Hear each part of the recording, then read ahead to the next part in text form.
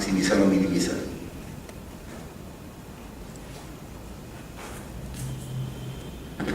La política de endeudamiento también es algo importante que el gerente financiero tiene que diagramar, ¿no?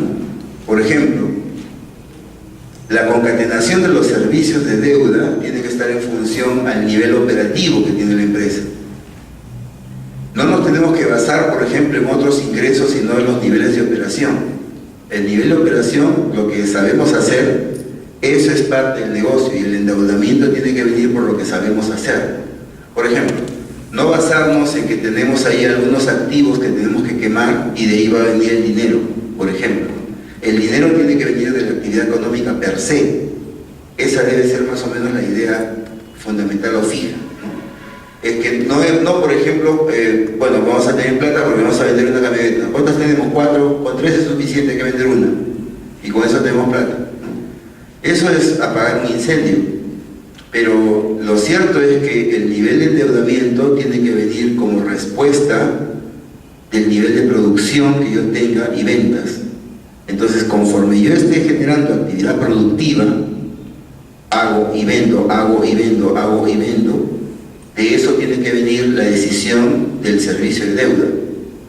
Y obviamente, el contrato de crédito que yo tenga de mi proveedor o operativo, mi proveedor financiero, etcétera, tiene que estar justamente en función a esa dinámica, a la dinámica del negocio. Eso es clave, ¿no?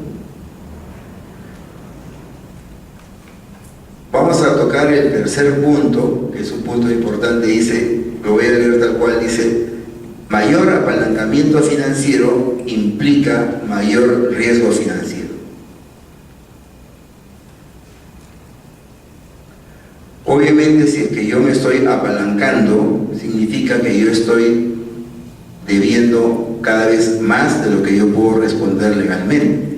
En el tema de mercado hay una cuestión subjetiva que me indica que mi producto es aceptado o mi servicio es aceptado por el mercado, tiene una buena rotación, tiene un buen posicionamiento, y esas variables subjetivas, mediante una metodología que yo escojo cuál, la objetivizo y la hago numérica y me dice que puedo responder. Pero así trabajan, digamos, las personas que hacen negocios en los bancos, sectoristas, gerentes de crédito, etc. Pero realmente lo que legalmente yo puedo responder es 1, pero me están dando 3.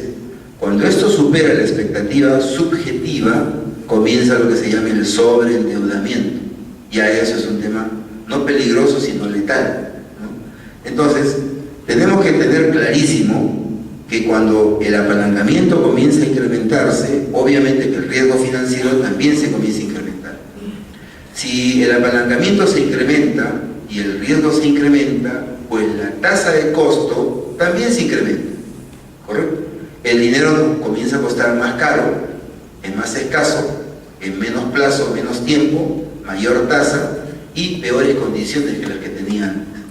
Eso incrementa el riesgo financiero. Ahora, nosotros siempre decimos riesgo financiero, se incrementa el riesgo, baja el riesgo, se incrementa el riesgo, pero ¿qué tanto? Ese es trabajo del gerente financiero. El gerente financiero no puede decir solamente con esto se incrementa el riesgo financiero, no. Él tiene que decir, está obligado a decir, con esto se incrementa 2.58 el riesgo financiero y con esto quedaríamos con un riesgo financiero de 7.34. Esa es la expresión idiomática en una reunión de directorio de un gerente financiero. Sería una falacia si él dice, por ejemplo, y con esto me parece que el riesgo financiero va a subir. Ese no es un gerente financiero, está amargando a un gerente financiero, ¿correcto? El gerente financiero tiene que tener clarísimo todos los procesos de operación que tiene su negocio, y en cada eslabón del proceso operativo tiene que calcular cuánto es el riesgo, tanto operativo como financiero. Riesgo operativo que está involucrando las personas, los activos y bienes de capital provenientes de una inversión con el propósito de hacer producto terminado. Y el riesgo financiero como la cantidad de pérdida que yo obtendría o el incremento del costo financiero que yo podría obtener en función a la falla de algunas cosas operativas que estén involucrando un desembolso de dinero, tanto de préstamo como de terceros como propio. Entonces, cada vez que nosotros vemos los eslabones de la cadena de producción de mi negocio, en cada eslabón tengo que tener un número porcentual que sumado algebraicamente me da el riesgo del negocio. ¿Quién hace esa chamba? El gerente financiero justamente hace ese trabajo.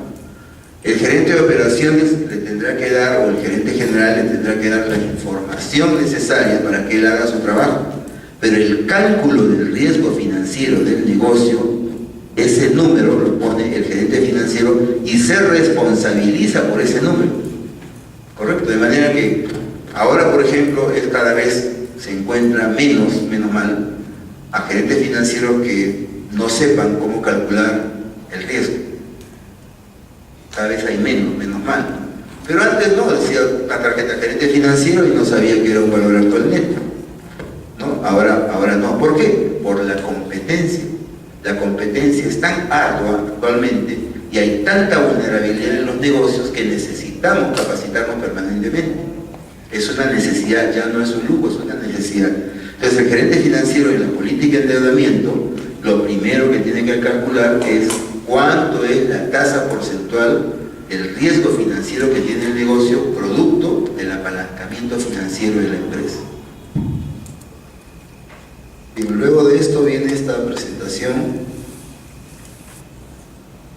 que nadie entiende por qué está esa presentación así, pero lo que se trata de explicar es lo siguiente, ¿no?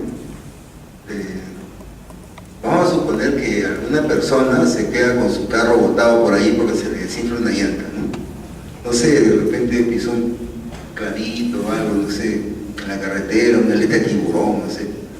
La cosa es que se le bajó la llanta, ¿no?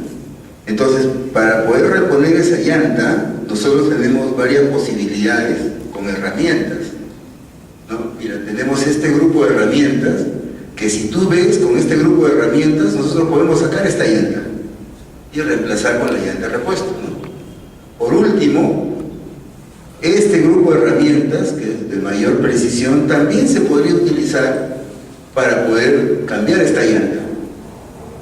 En un cajón de herramientas como este, que puedes tener cosas hasta de zapatero, ¿no? Que necesitas tú de repente una llave más fuerte, no una herramienta de zapatero para poder sacar una llanta. Pero en una emergencia también podrías utilizar estas herramientas para poder sacar la llanta. Te vas a demorar un poco de repente, ¿no? Pero si no tienes nada de eso, puedes escoger un grupo de herramientas de este tipo, de mano, de bolsillo, de mecánico pero de bolsillo, y también con un poco más de esfuerzo, un poco más de tiempo, con esto también tú puedes sacar esta llanta y cambiarla. Pero si quisiéramos encontrar cuál es la mejor herramienta para poder sacar esta llanta, es una sola, que es esta de acá, y que ha estado ahí pero que no se ve muy bien.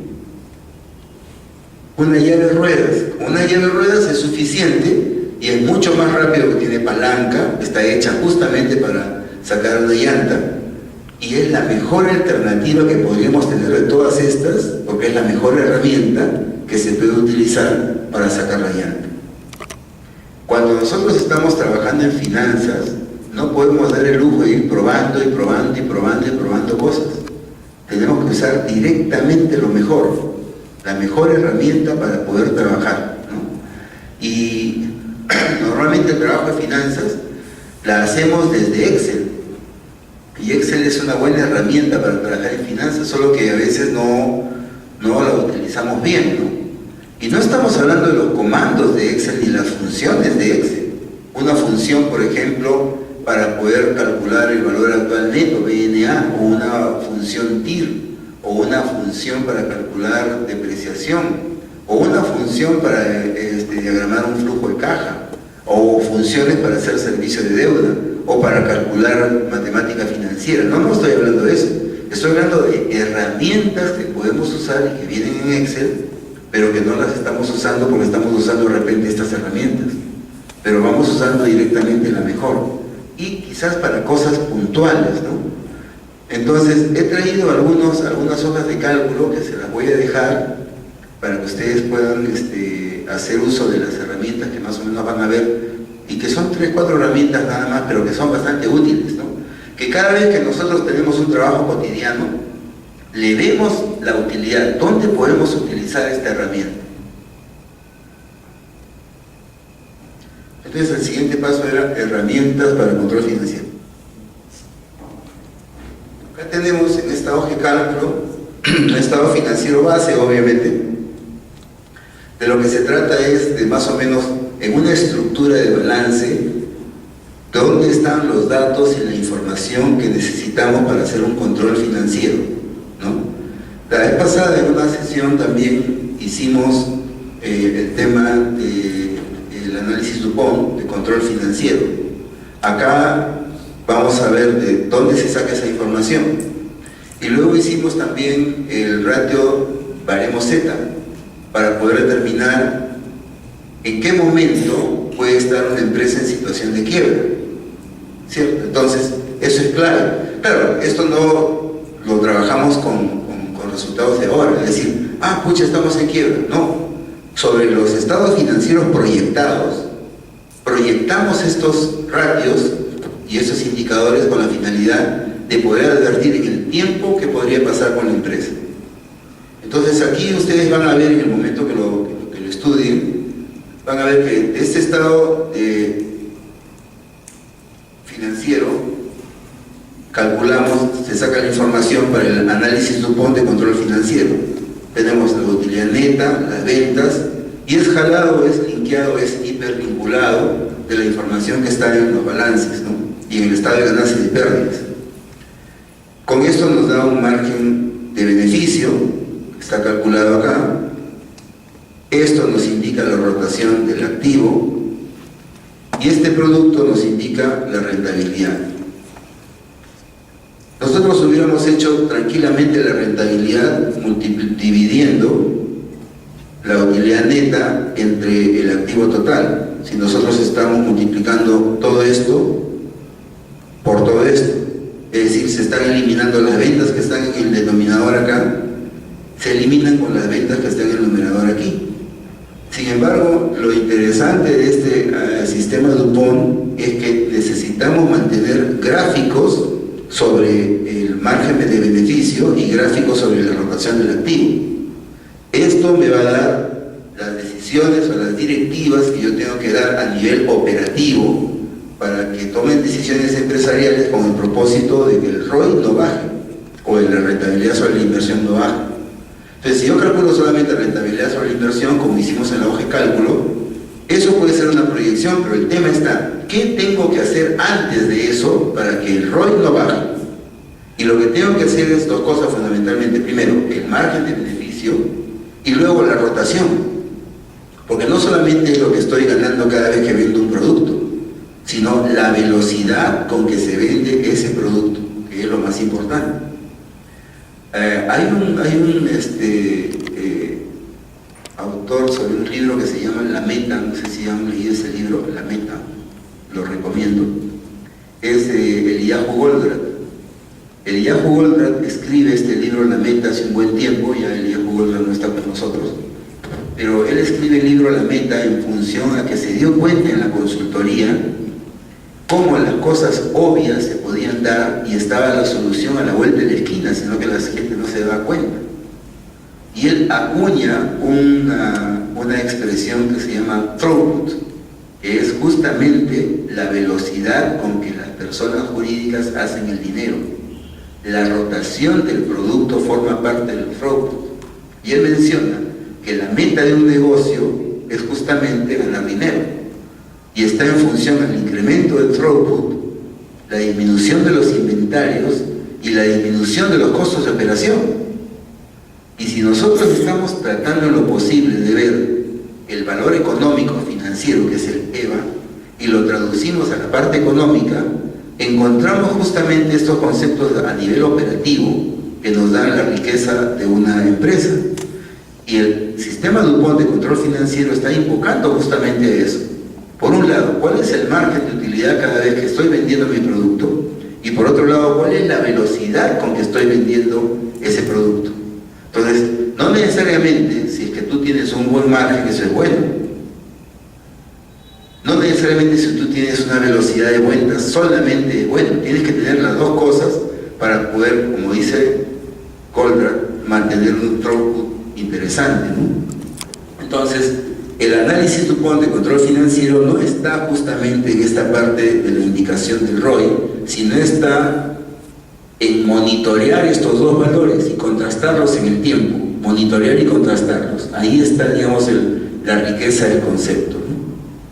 Y lo segundo es, esta tiene una rentabilidad de 20.54%, creo que es. Y tenemos acá el cuadro del test de Altman o el baremo Z.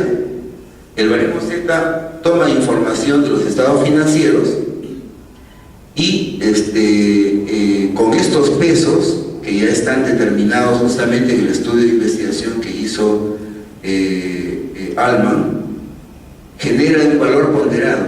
La sumatoria de este valor ponderado va a una tabla que es esta y ve cuál es el nivel o la evaluación que tiene esta empresa. Por ejemplo, si este Z, que es 3.13 acá, hubiera salido menos o igual a 1.8, hay un serio peligro de riesgo, o un serio peligro de quiebra, perdón. Si está en 1.81, 2.99, la evolución futura no resulta clara, es decir, no estamos muy seguros. Pero si está superior a 2.99, no existe ningún peligro sobre riesgo financiero, lo que significa que todo estamos bien. Esta empresa tiene un baremo Z de 3.13, digamos que está bien, ¿no? ¿Dónde está el límite? El límite estaría acá, en el 2.675. Ese es el valor diferencial del fracaso empresarial, 2.675. Tendríamos que tener entonces un límite menos de 2.675, tenemos que ponernos ya alertas. Pero si estamos en el valor menos de 1.8, entonces estamos en peligro de quiebra, ¿correcto? El Indecopi, mediante el Indecopi tenemos una norma, una ley que es la ley concursal. El Indecopi, sobre todo los términos de competencia, tiene procedimientos concursales.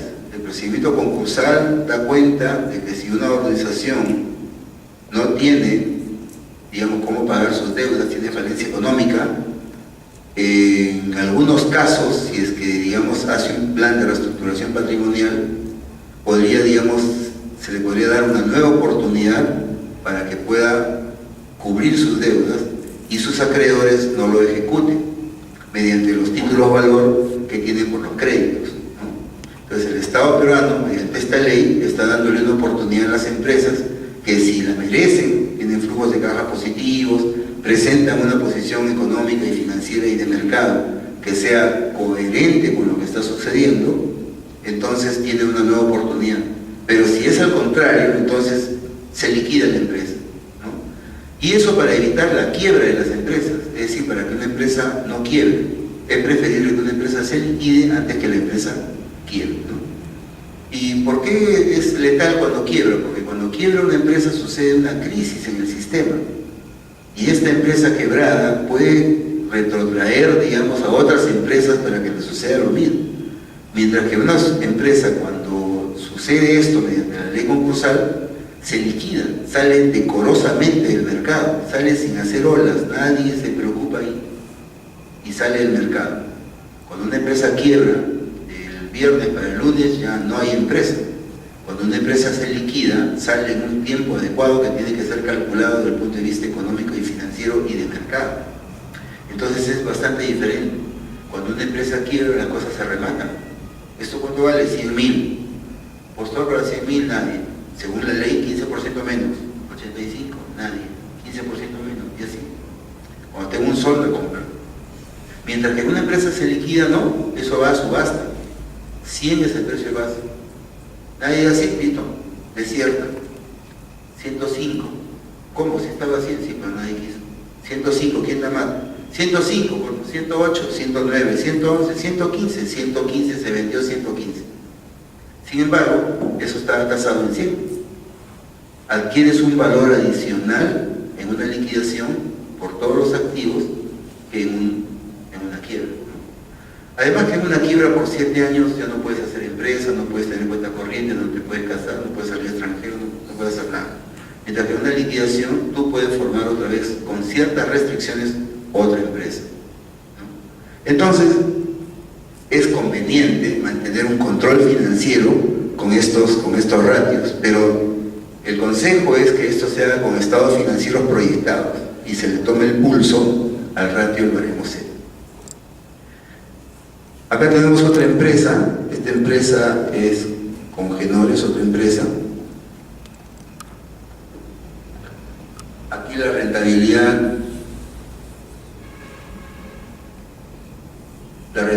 es menos 0.22, hay una rentabilidad negativa acá,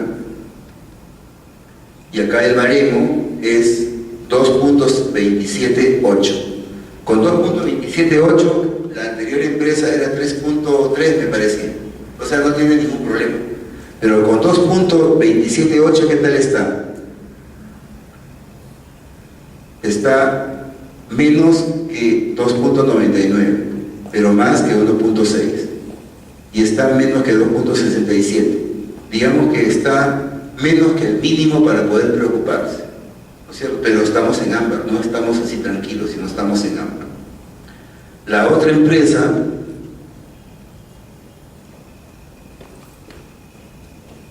tiene una rentabilidad de 5.98% y tiene un baremo de 0.94%. Esta empresa sí tiene problemas, con un baremo Z de 0.94%, entonces sí tenemos un problema, 0.94%.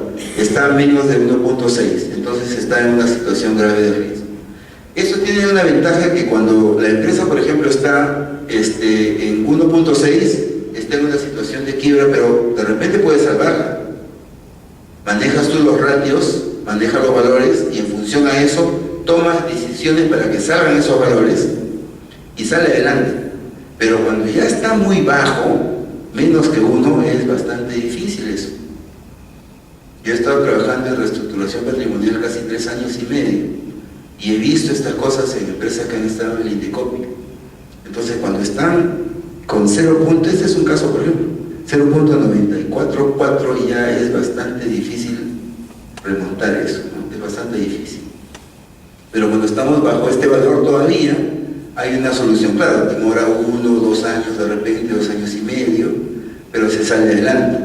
Pero cuando está esto es como la caída libre. La caída libre y un valor que pasa el G, ya no hay cómo levantarse el avión. Ya no hay cómo. Ya. Entonces, igual acá.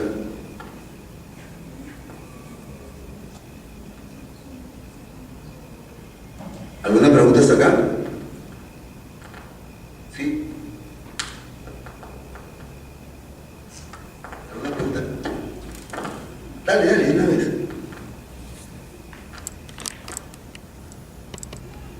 ¿Seguro? Ah, bueno. Bien, vamos a ver otro archivo acá.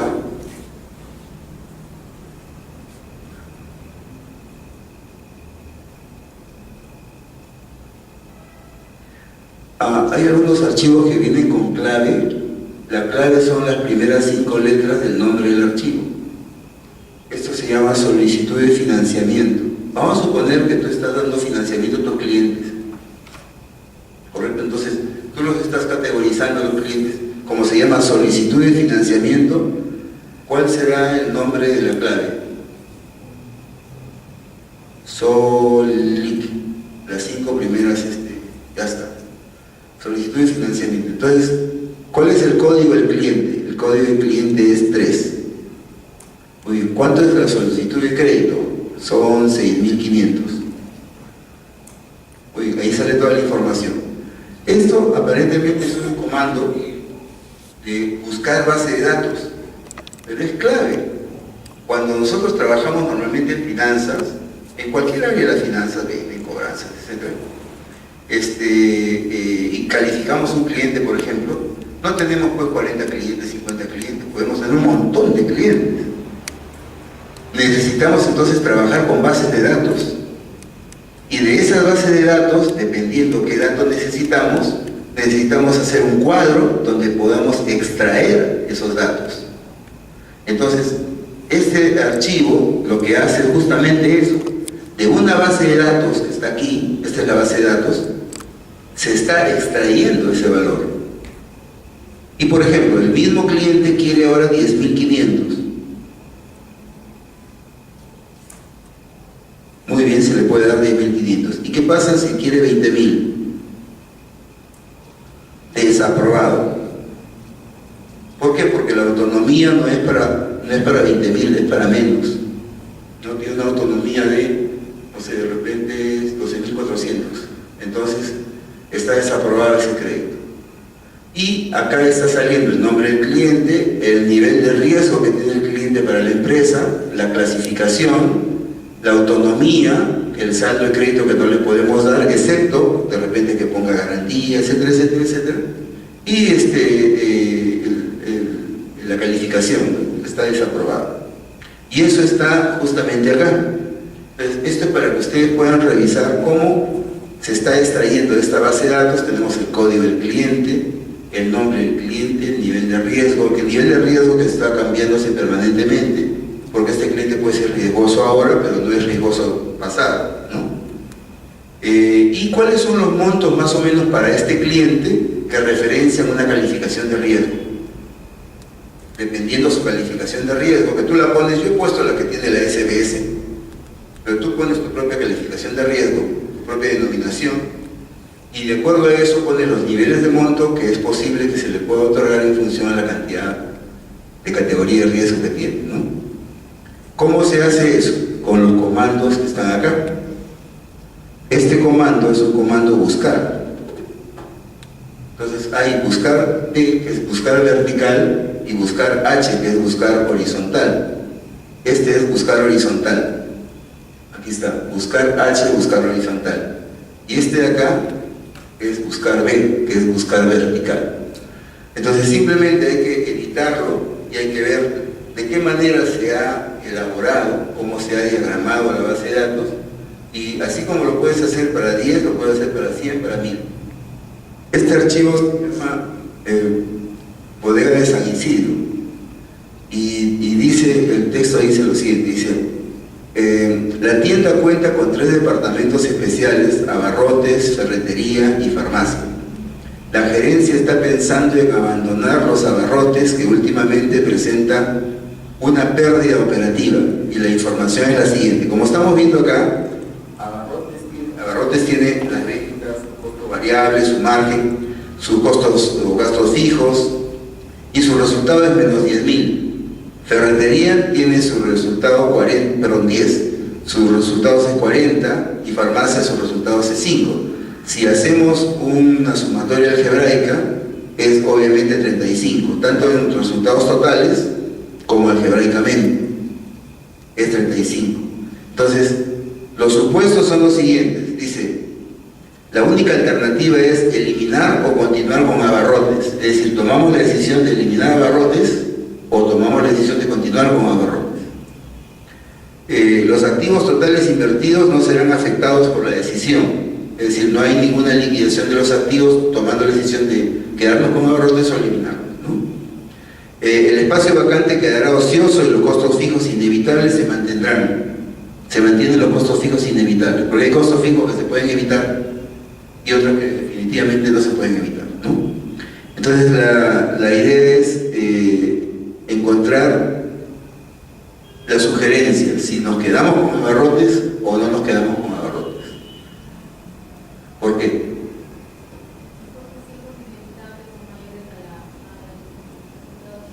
Correcto, sí, aparentemente tú dices acá, muy bien, no eliminamos abarrotes.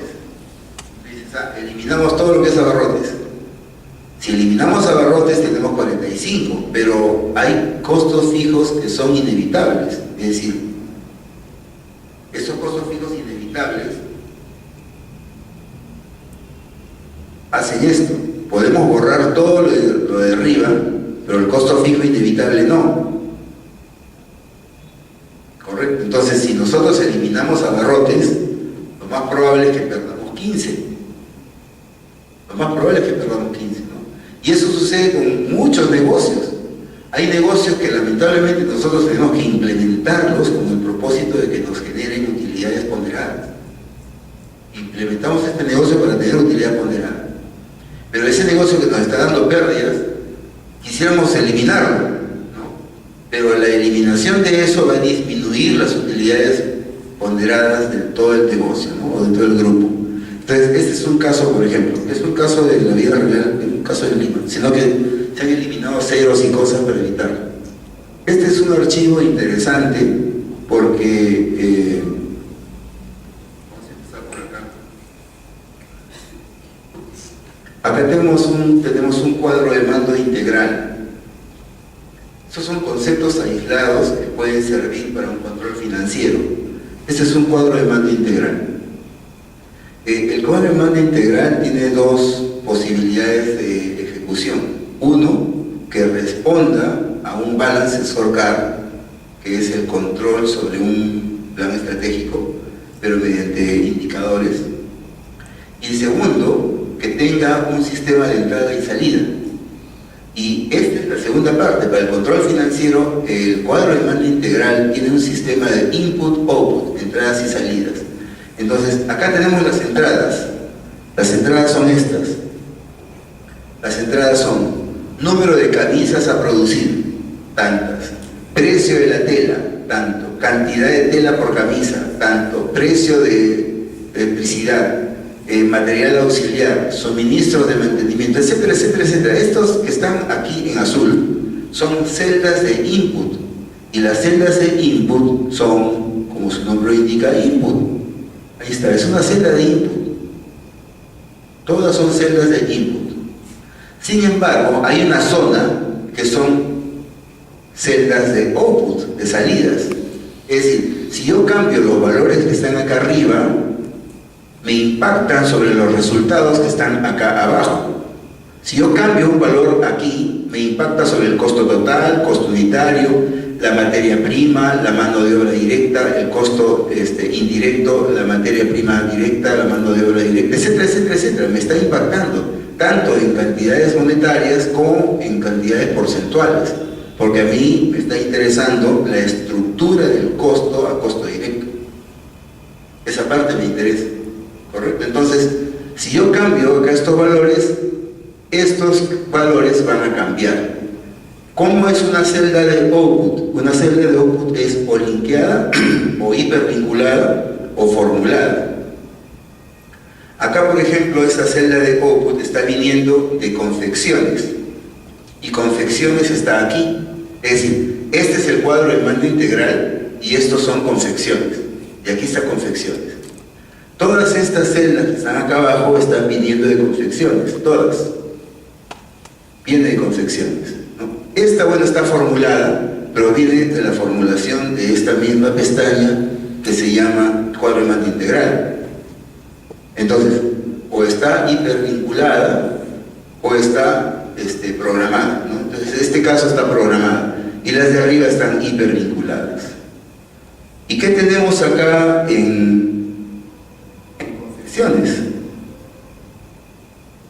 Vamos a confecciones y encontramos toda la hoja de cálculo que hace la estructura de costos y el comportamiento operativo de esta empresa que se llama Confecciones El Buen Vestir, que está haciendo camisas y que está trabajando operativamente. Acá está la fábrica, tiene 100 metros cuadrados, el alquiler de la fábrica cuesta $1000 mensuales. ¿Y esos $1000 mensuales dónde están? Están viniendo justamente del cuadro de mando integral, porque el input no está aquí, el input está en cuadro de mando integral, de manera que cuando cambio en cuadro de mando integral, el alquiler de la fábrica, si le cambio el precio acá y se activa en esta hoja de cálculo. Y así sucesivamente. Tenemos acá el valor de las maquinarias, el seguro, la capacidad, los operarios, la maquinaria de cortar número 1, la número 2, cuánto gana el supervisor, la máquina de coser, la mano de obra directa, la indirecta, los operarios, la tela, todo. Y aquí está la solución para poder calcular justamente el costo total del pedido, el costo unitario, todo. Pero este ejemplo no es para una estructura de costos, porque ya está desarrollada, sino es para ver de qué manera efectiva estoy generando un cuadro de mando integral. La parte administrativa está aquí, gasto de administración, costos de pedidos, etcétera, etcétera, etcétera, etcétera. De tal manera que si yo cambio algo, cambian también los resultados, ¿no? Vamos a suponer, ¿qué pasa si es que, no sé, el número de camisas ya no son 100, sino son 80? Esos son los resultados. ¿Qué pasa si el precio de tela baja a 8? Esos son los resultados. Y así sucesivamente. Entonces, si yo cambio algún valor acá, en input, cambia automáticamente su valor en output, ¿no es cierto? Bien. Pues esta hoja de cálculo nos va a servir para poder determinar justamente qué son escenarios. ¿Qué son escenarios? ¿Cuáles son los escenarios? ¿Cómo trabajo el tema de escenarios acá? Porque imagínate que yo tengo un escenario donde cambian en simultaneidad valores. Cambian los valores simultáneamente y yo quiero saber cuál es su impacto al cambio de esos valores, ¿no es cierto? Pero lo tendría que hacer a mano permanentemente. Y además no estoy administrando mi hoja de cálculo. Yo quiero administrar mi hoja de cálculo con el propósito de que me facilite esto. Además, otra cosa, yo quiero generar los escenarios para poder hacer un informe. Yo quiero hacer un informe directamente. Normalmente cuando eso lo hacemos a mano, es decir, hacemos la hoja de cálculo, hacemos celda por celda, después copiamos, pegamos en Word, etc., es una lata porque nos demoramos una hora, hora y media solamente haciendo el informe. Mientras que de esta manera lo único que hacemos es clic y listo, ya están los cuadros, ¿no? ¿Cómo hacemos eso? Vamos a poner los valores originales que tenía antes. Bien, vamos a ir acá a datos y en datos vamos a ir a análisis de escenarios. Nos vamos a datos, de datos nos vamos a análisis y de ahí nos vamos a análisis de escenarios, ¿correcto? Análisis de escenarios. Hacemos clic en análisis de escenarios y nos va a aparecer el administrador de escenarios. Esto de acá. En este administrador de escenarios, obviamente está en blanco el administrador. Vamos a colocar un escenario. ¿Qué es un escenario? Un escenario es un contexto situacional en el cual se desarrollan valores expresos para variables definidas. Es un escenario. Es decir, ¿en qué contexto, cuál es la característica en la que la variable que yo estoy determinando tendría un valor expreso, una cantidad específica? El resultado de esa variable, el resultado, viene a ser mi escenario.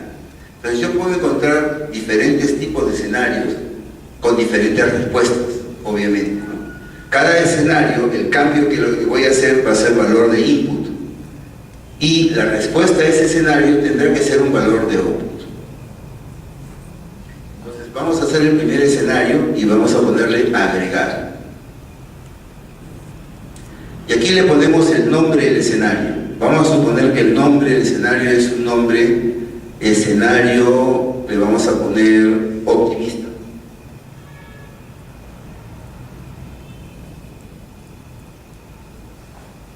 Celdas cambiantes. Las celdas cambiantes son estas celdas de acá.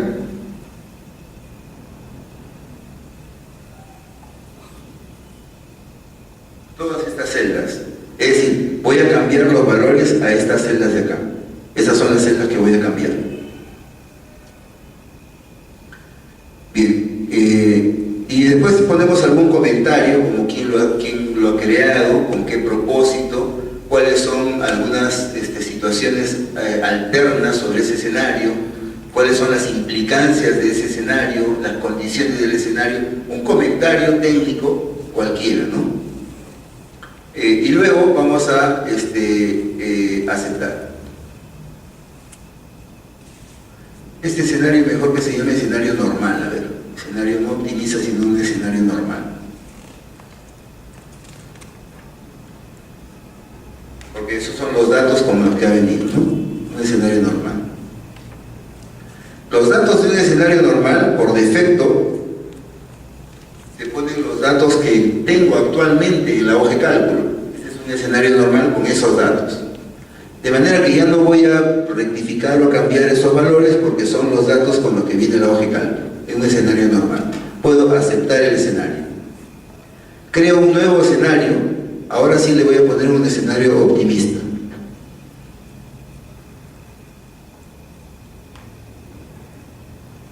Un escenario optimista. Y en el escenario optimista, ahora sí, voy a ponerle valores optimistas, ¿no? Digamos que vamos a poner acá el número de camisas a producir, 120. El segundo es precio de la tela, optimista, 8 soles, 8 dólares. Después tenemos cantidad de tela por camisa, 0.8.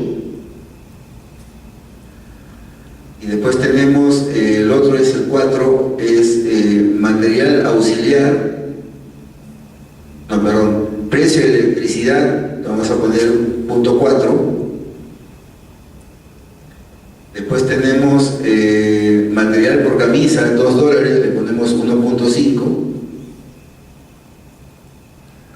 Después tenemos suministro de mantenimiento, 350.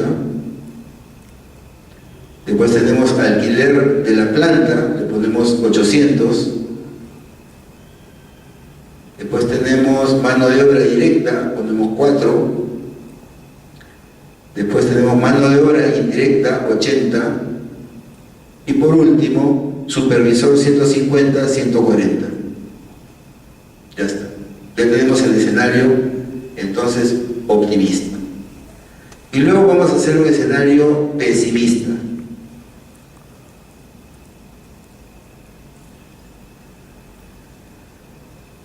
En el escenario pesimista, el número de camisas a producir, vamos a suponer 70.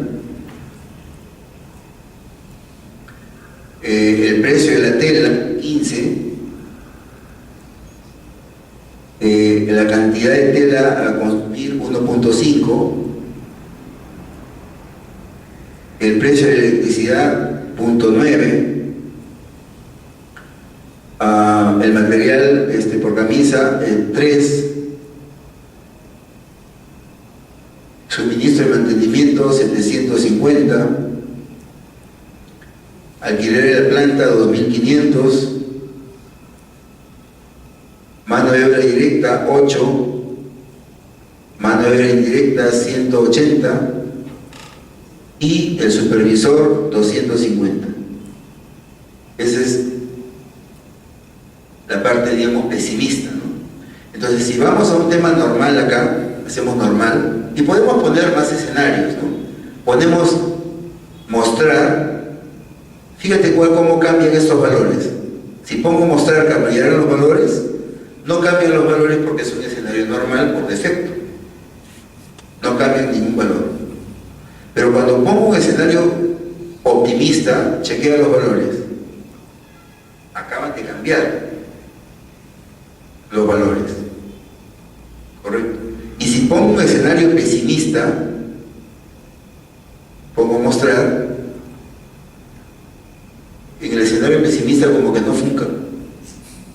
Ponen valores muy negativos, ¿no es cierto? Entonces ha salido fuera un overflow, ha salido fuera, digamos, del cálculo, el escenario pesimista. No es posible el escenario pesimista, eso significa, ¿no?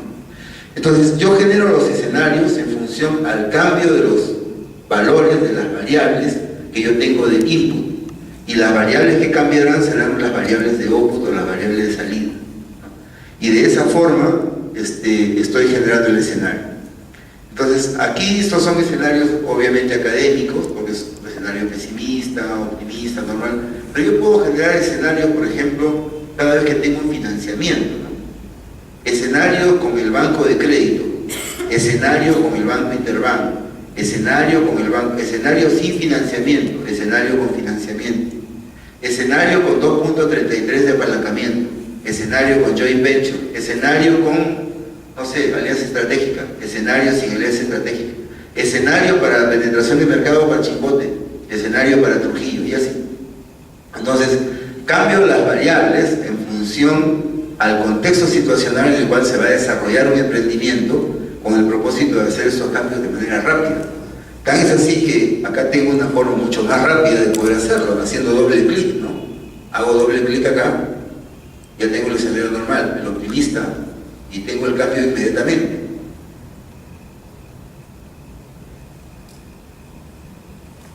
Acá tengo un valor que sale en el escenario pesimista que le he puesto 1.5 y ha debido ser 1.5.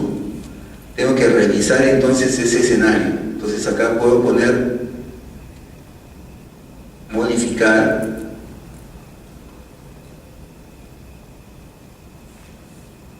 y donde dice 1.5 he debido poner 1.5, por eso sale overflow quizás. Pongo aceptar y pongo mostrar el pesimista. Ahora sí sale un valor. Entonces tenemos acá escenario normal, escenario optimista y escenario pesimista.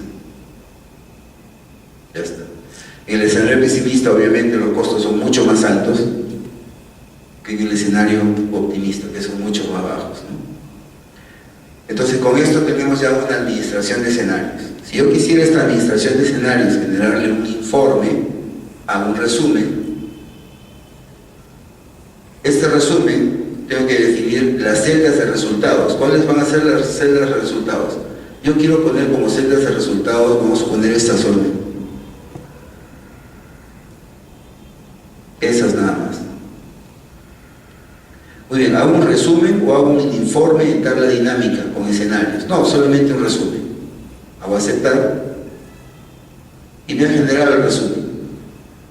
De tal manera que tengo acá, dependiendo de la cantidad de escenarios, tengo los valores correspondientes, la cantidad de escenarios que tenga, y está diagramado inclusive para poder imprimir. Que dependiendo de la cantidad de escenarios, tengo los valores correspondientes y tengo los resultados correspondientes también.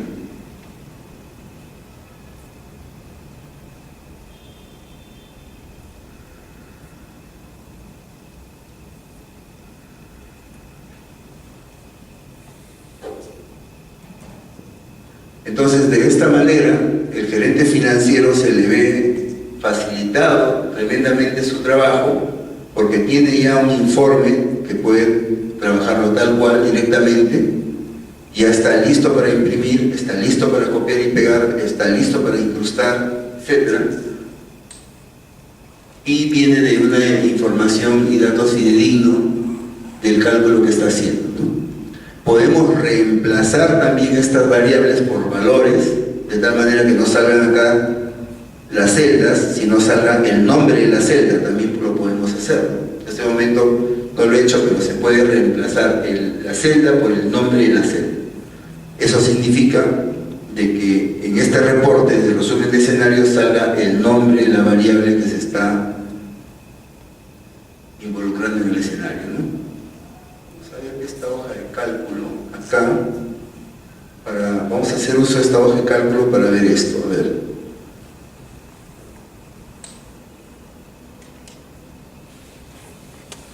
Hay una función financiera que se llama pago, que es una anualidad, se llama pago, que es el cálculo de la cuota sobre un préstamo, ¿no? Esa es la función pago. Si el préstamo fuera 50.000, la tasa fuera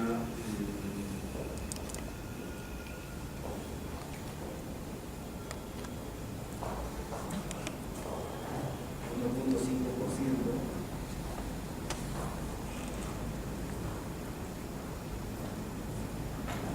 y la cantidad de meses fuera 36 meses,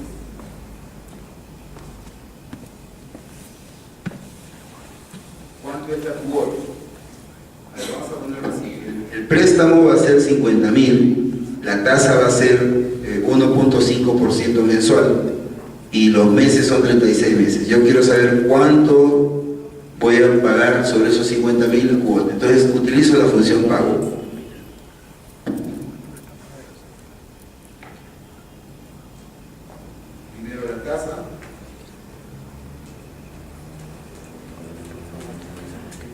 luego el número de pedidos, y luego el valor actual, que son los 50.000.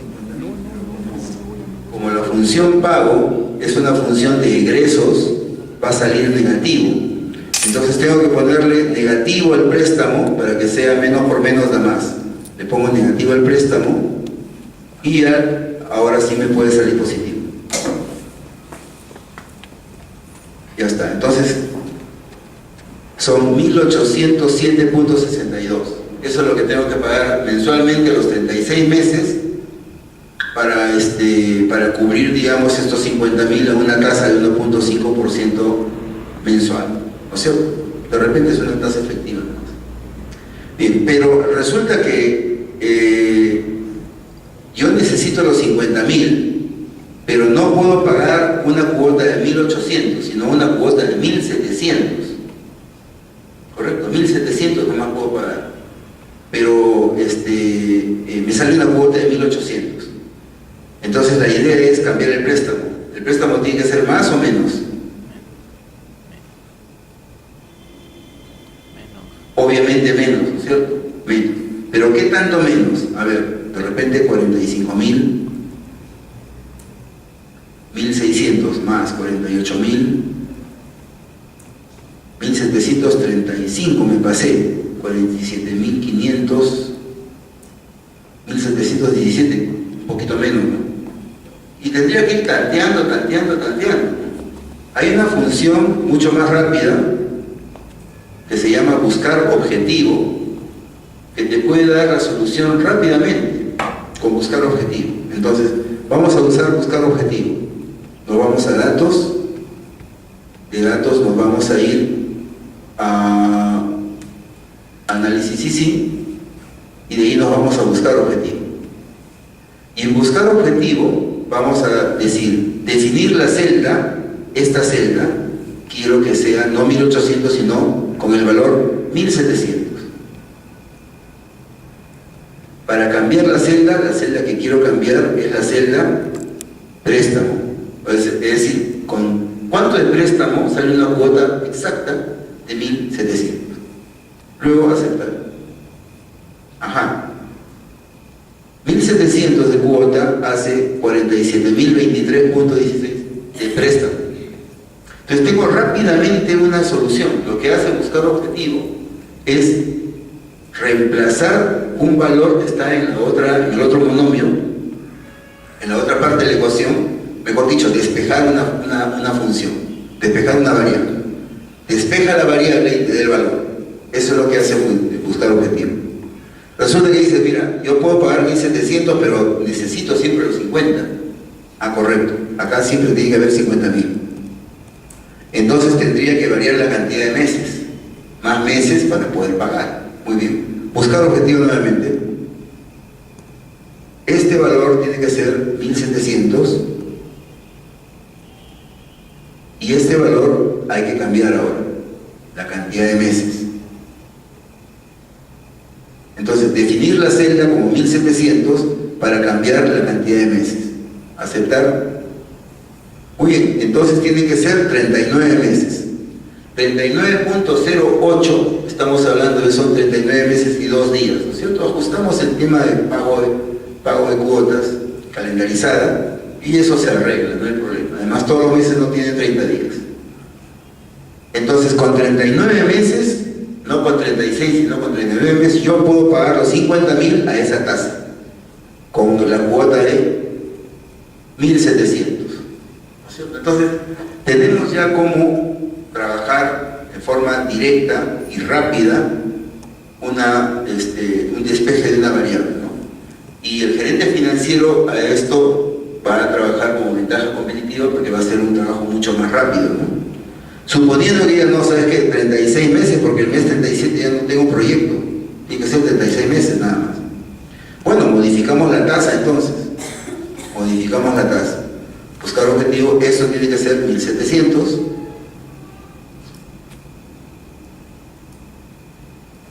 Y ahora voy a cambiar la tasa. ¿Con cuánto de tasa me darían los 1.700? Y listo. Si es posible bajar la tasa de 1.5 a 1.14, si hay autonomía en ese crédito, entonces podemos hacer el negocio.